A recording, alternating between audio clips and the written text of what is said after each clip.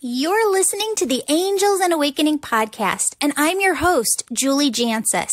I have the gift of connecting with your angels and loved ones on the other side. The intention of every podcast episode and every service that I offer is to help you heal, to help you raise your vibration, and to give you the tools you need to help others. Why? Because when you take responsibility for your own healing and your own joy, and you use what you've learned to serve others, you're helping to shift the vibration on Earth to a place of more peace. And isn't that what it's all about? If you feel called to work with me, we have many services available to you. We offer a new online e-course with a new topic every month. These help you dive deeper on your spiritual journey. We also offer an Angel Reiki certification training program. We call it the Angel School. It's held every other month in person and twice a year online. Here, you'll become a certified Angel Reiki master teacher and develop your spiritual gifts. Twice a month, we offer a live online group Reiki healing session.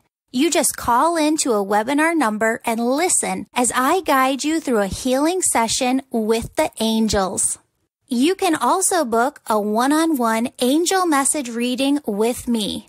You help keep this podcast going, friends, when you book one or more of these services on my website, www.jancis.com. That's my last name.com. Stay tuned at the end of this podcast to hear all about the freebies we offer as well, and how you can win a free session. Hello, everyone. Welcome to the Angels and Awakening podcast. I'm your host, Julie Jancis, and today we are here with Karen. Karen has a beautiful angel story to share with us. And my friends, when you come on the podcast to share your stories, a lot of times we get so nervous. I talk to people all the time and they say, Julie, what if I forget what I was going to say and I forget to make the beautiful point that Spirit came through on? And I tell people to write it down, because when you write it down, then you're not going to forget any of those points. So Karen has done that today. Thank you so much, Karen, for being here, for writing down your story. Actually, if you'd like to submit that to me, I'd love to submit it with the book that we're publishing of angel stories. We're just in the process of putting that together right now. But Karen, welcome to the show, and I'd love to hear your story. Oh, thank you so much, Julie. I've had many types of angel, I believe, visitations, and I just feel these two particular stories are very special because it involves two of my closest and dearest friends. So I'll read the first one, and would you like me to go ahead and start? Oh, I would love that. Thank you so much. Okay. And in January of 2017, the mother of a very dear friend of mine passed away. My friend and I have known each other for more than 40 years. Although we don't live in the same state anymore, I often go back to visit. I was able to accompany her when she was selecting independent living for her mom. And these are the types of things that we did together as friends. After her mother passed, my friend felt that emptiness that happens when we lose someone so dear to us. I knew so much about that because my dad passed away on Thanksgiving Day in 2015. Then 10 months later, in 2016, I lost my mom. And 6 weeks later, I lost my sister as well. I was able to help my friend through this as best I could, although I was grieving very much for the multiple losses I had in a period of less than a year. We were always there for each other. About 2 months after her mom had passed, I was awakened in the middle of the night by a voice that I knew was her mom's. She said, please talk to them. She said my friend's name. She's not talking to anyone. And she repeated it again. She said, please talk to her. She's not talking to anyone. I was so shocked, but I knew with 100% certainty that was her mom talking to me. So the next morning, I called my friend and just asked how she was. Then I asked if she had told any of her friends that her mom had passed. She said, not really. Why? I said that I thought her friends would want to know that her mom had passed away. then I just came right out and told her that her mom spoke to me the night before. I said she had come to me in the middle of the night with a very distinct message, which was for me to speak with her because she felt she wasn't talking to anybody at all and was very concerned. My friend said, "Really?" She didn't even question whether or not I was just dreaming. She was very happy that her mom knew what was going on and was obviously watching over her. I knew in her heart she believed me. Shortly after that conversation, she began opening up to her friends. And I always check on her all the time just to make sure that she's not lonely or keeping to herself. And it's just been amazing transformation. I know I was visited by someone who had passed to the other side, was given a very specific request. I felt so privileged, was, and still am truly humbled that she picked me to speak on her behalf. Oh, wow. Karen, that is such a beautiful story. We hear so many times of people coming through from the other side like this. And my friends, this can happen to you when somebody passes away, even if it's at work. Sometimes that's a hard one to manage when you have a colleague who had somebody that passed away and these messages come through from the other side for them. Sometimes one of the biggest things that I hear is people just feeling so much fear within themselves to say, hey, this person is coming through. I feel this, I hear this, I see this, and they need you to know. But when we are able to give those messages to one another, it is so beautiful. It is so heartwarming, and it really changes our vibration. It changes our frequency so that we don't have any heaviness, that we feel more of that lightness and can continue doing our purpose, working on our purpose here. Karen, thank you for being here. I know you have more stories. I'd love to hear the other ones that you have to share as well. My second angel story was a little different, but had some similarities. This involves another great longtime friend of mine. We have been friends for over 37 years. Her father passed away exactly a year ago in December 2018. I was very upset to hear the news, and like my other friend, I knew exactly what she was going through. It is so hard to actually know the pain of that type of loss until you've been through it. As did my other friend, she called me throughout his decline, searching for words to help calm her or assure her. It was very painful for me to hear in her voice what I had felt. I truly felt her pain in every way. After he passed, she had sent me a copy of the obituary. I cried so much. He was such a sweet, happy-go-lucky person. Well, same as my other friend, about 2 months later, I was asleep. I happened to be dreaming of my friend being really busy as usual and seeming a little overwhelmed. I knew it was her, although I couldn't see her. I was just sort of watching her work. She always enjoys traveling, likes to stick to a schedule, which is planned way in advance. And I was thinking all of this in my dream, knowing it was her, but not actually able to see her. The very next moment, I saw her dad as clear as day. He was sitting in the back of a church with his driving hat on. He looked right at me, and my response was, "Oh, hi." And that's always seems to be my response for some reason. I was so surprised. And he looked back toward the front, and I felt like he was looking back at my friend, almost like we were looking at the same thing. And then he looked back at me. I felt he wanted to talk, but he couldn't. Then he was gone in an instant. I truly felt he wanted me to let her know he was okay and for her not to worry and that he really liked being in the church. Also, I felt he thought she seemed a little bit busy in her daily life and wished she would slow down a bit. Again, I knew I was visited by someone who passed on the other side, and he had wanted me to give his daughter a message. My two friends are very different.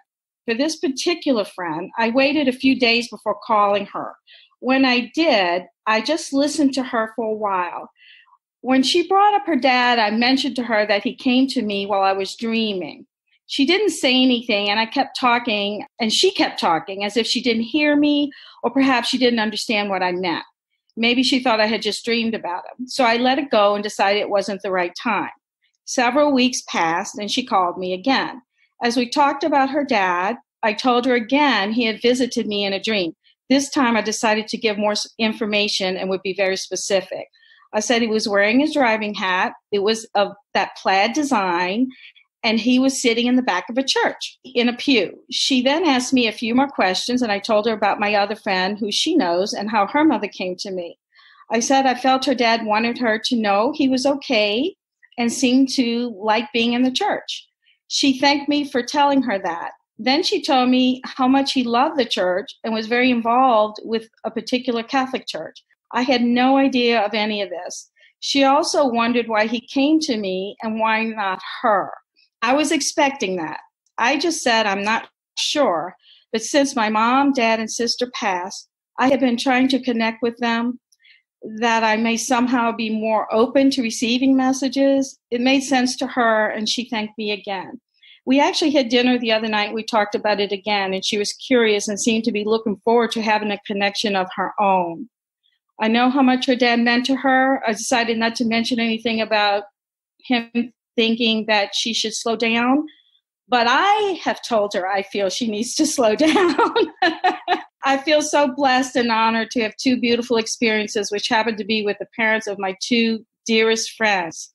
And I haven't spoken to anyone else about my experiences, but since listening to your podcast, Julie, I felt I should. I have had many of my own visitations from my family as well. Oh, Karen, that is just so amazing. Thank you so much for sharing those. I love how you listen so much to your intuition and you don't have any fear in sharing those stories with other people. It's really a blessing. Keep doing that great work. Oh, thank you so much. I really enjoy it. Both those instances were such a surprise to me. I felt honored both times, very privileged. When you saw your friend's father, what did that look like to you when you saw it physically? Physically, it looked like he was right there. And I felt I was viewing him almost in a pew. It was just as clear. It's just like I'm sitting here talking to you. It was very quick. And it was just, he was there. He was just clear as day, as clear as I could see anybody else in my daily living experience. Was there any difference between like how you would see a person right in front of you and seeing him? Because one time when I saw my grandfather just fully and completely, it was as if he was standing right in front of me, but there was almost like a bit of a translucent to it where I knew he wasn't there. He was there, but he wasn't there. You know what I mean? I knew when I saw him that I was having a visitation because I've had them before. Okay. So he did not seem to me to be in an aura. He seemed to be in sort of just like almost like a small, I don't know, he was very clear. He was extremely, extremely clear. I don't remember seeing any type of a clouded vision, but it could have been I was so focused on him, seeing him, that everything else, I was so shocked that everything else seemed to just disappear. I just focused on his face, where he was in the church. I mean, it's possible around the outer edges there might have been, but I don't remember. He was very clear. The church was very clear, and he was sitting in a pew. Yeah. One thing that we do as we develop our spiritual gifts is you start to really tune into when you're receiving information, when you're aligned and connected to your intuition. How are you getting that information? So you were seeing, that was one, but were you also hearing? It seems like you were hearing as well. You mean with this particular one, with the church, with my friend's father who's in the church, or the other one? No, just in general. I have had the privilege of hearing and seeing. I've heard a lot. I've heard my mother, I've heard my father, and mostly my mom and my dad, and on many occasions, and I see them too. My dad is the only one that has come to me both vision and hearing. I saw him and heard him at the same time. Yeah. He's the only one. a lot of us have gifts where, it's all the clairs, right? Clairaudient, clairsentient. There's a lot of different clairs that you can be, and that's how you're receiving information from the other side. And really it comes down to, you can see visions or pictures, mini movie reels. You can hear. And for most people, I have heard some people say that it sounds like the person's voice as if they were here. So if your mom is coming through, it would sound like your mom's voice when she was alive. But for most people, when they hear from the other side, it doesn't sound like that person's voice. Most times it sounds like your own internal dialogue. So when I talk about differentiating between the egoic mind and the intuition, what I'm talking about is they're both your internal dialogue. They have a very slight difference in how you hear them. They sound just very slightly different. So most people hear their own intuition, but that is how they're bringing through messages from the other side. So it's really mom or dad or sister talking through, but they're picking it up in the voice of their intuition. Some people, their gift is the gift of knowingness. Like they just get a knowing. They know, like they know something, and that is it. For those people, sometimes it's almost as if, and this sounds so much weirder than it really is, but I'll be in sessions, and when this happens to me, it feels like I'm talking. I know that I'm talking, but it's not my mind processing the information and bringing it through. I have no knowledge of what's going to be said. My mouth is just opening and spirit is just spilling through, bringing all this information through. It's almost like I'm not doing a good enough job. So they're like, Julie, get out of the way. We're just going to talk through you. I've heard of that before. Yes. I've heard that. Yeah. And spirit right now, they're like, some people have visions right now, as you're saying this, Julie, of Whoopi Goldberg in, what was that movie? Ghost. Yeah. It's not like that at all. It's not like somebody hijacking your body and stepping into your body. It's, you really just don't have any consciousness over it. Your mouth is moving and you're not using your brain to bring through words. The words are just spilling out and coming through. Other people have this feeling. They will get feelings within your body. And this is probably the gift that I get the very least of. But if you've ever seen Teresa Caputo's show, The Long Island Medium, she has this gift in abundance. She will be able to feel if somebody had a heart attack, if somebody had a brain aneurysm. She can feel briefly what they felt within her body. I have experienced it when I was going through my training, but it's a very intense thing to feel. And so it's just good for people to know the different ways that spirit can be coming through to us, because as you pick up on these little things in your daily life, the more you notice how you're receiving that information, you're aware and you're looking out for it, so that in the future, when spirit's knocking at your door trying to come through, then you don't think, oh, I'm crazy, or this can't be real. You go, no, this is it. This is how they work through me. This is how I am supposed to use my gift. So the more you can hone in on that receiving part, how you're receiving that information, the more you can grow your gifts. Well, every time this has happened to me, I do have a knowing a lot of times, but when these visitations have occurred, it's always taken me off guard. It always wakens me. And I always know, I have no doubt in my mind of what I saw. And if I was just dreaming it or not. There's a big difference for me because I'm a vivid dreamer. I've always been a very vivid dreamer my whole life. I've even had a lot of nightmares over my lifetime. But I know this is a very different, specific type of thing when you get the visitations, and it's very quick, and I wish I could make it last forever, and it's usually gone in a flash. Yes. So I got to ask you, Karen, I really feel the presence of your sister so much. And I want to ask you, who's the younger male on the other side as well? The younger male on the other side? The younger male. She keeps showing me a boy. My sister does? Yeah. Sister showing you a boy. Somebody who's passed, or just somebody who she's concerned about? Is it somebody that she's concerned about, or is it somebody who is with her on the other side? Does she have a son here?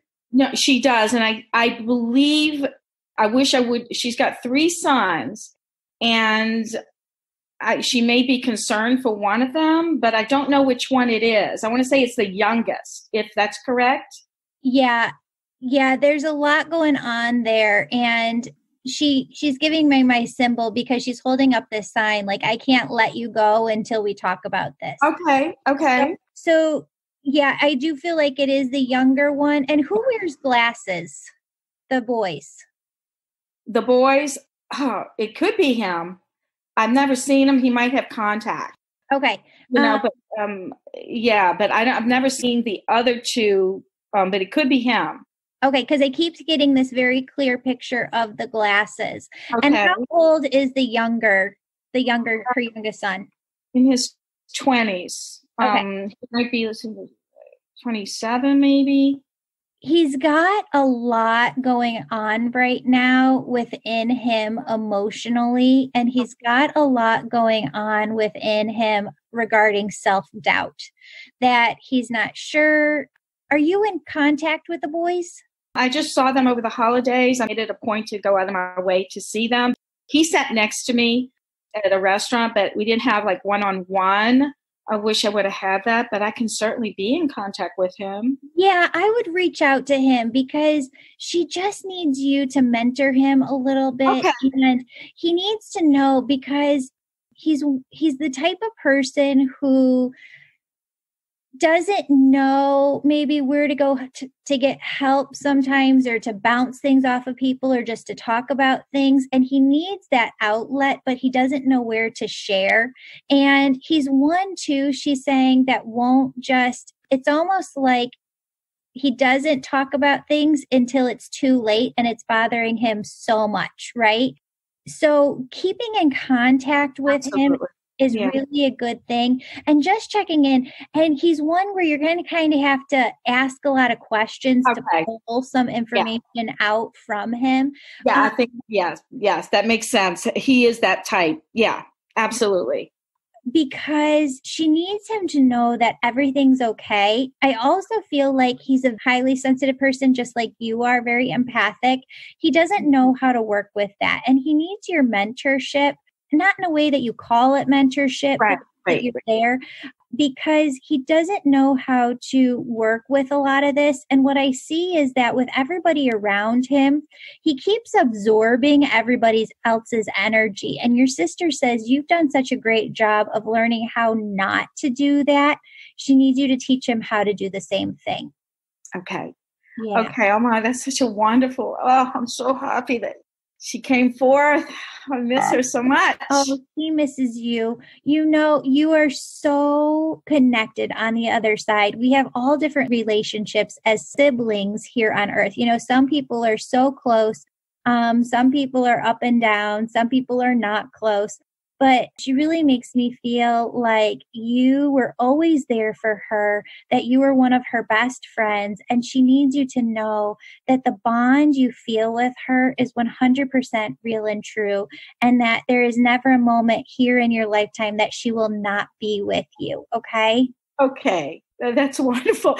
That's so wonderful, because I sometimes think that, okay, maybe she needs to move on or something. And but I think I fear that, sometimes. Yeah. Yes. And it is that fear because she makes me feel like out of everybody on the other side, sometimes you feel like you feel her least, but she says it's not true, that you're worried about not feeling her one day. And it's that fear that is really blocking you from feeling her. It's not that she's not there. She is there 100%. But the fear can get into our auric field and act as a blockage.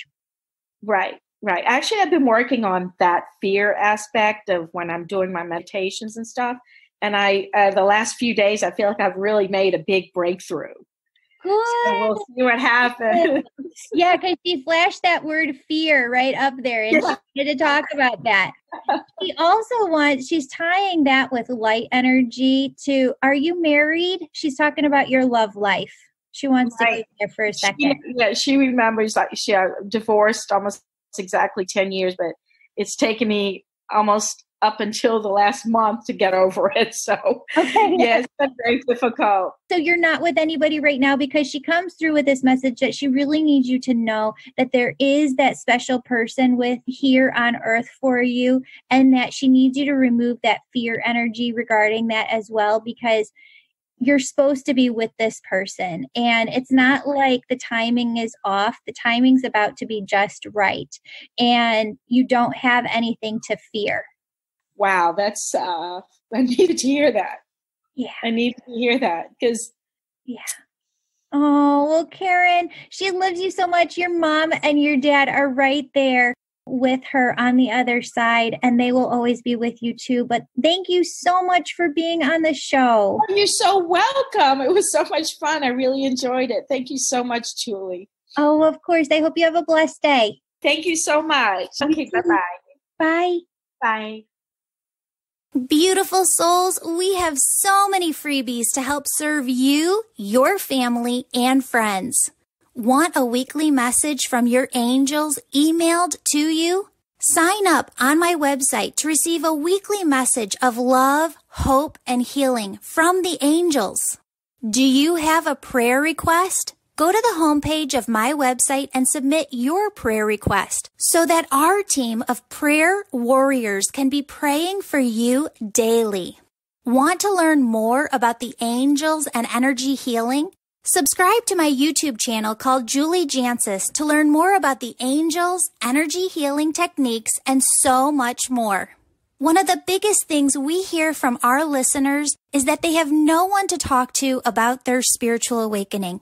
We created a private Facebook group called the Angels and Awakening Podcast Tribe so that you could connect with others like you and know that you're not alone. So be sure to join this group on Facebook to get the support you need. Want a free session? We plan to give away over 240 free sessions with students in the Angel School per year. To win a free session, subscribe and rate this podcast 5 stars. Then write a positive review and email us a screenshot. That way we know who to contact when you win. Want to share your uplifting angel story on the podcast? Because we love sharing them. Please write down your angel story and email it to us. Don't forget, be an angel and share this podcast with someone who needs it. See you back here next time for another episode of the Angels and Awakening podcast.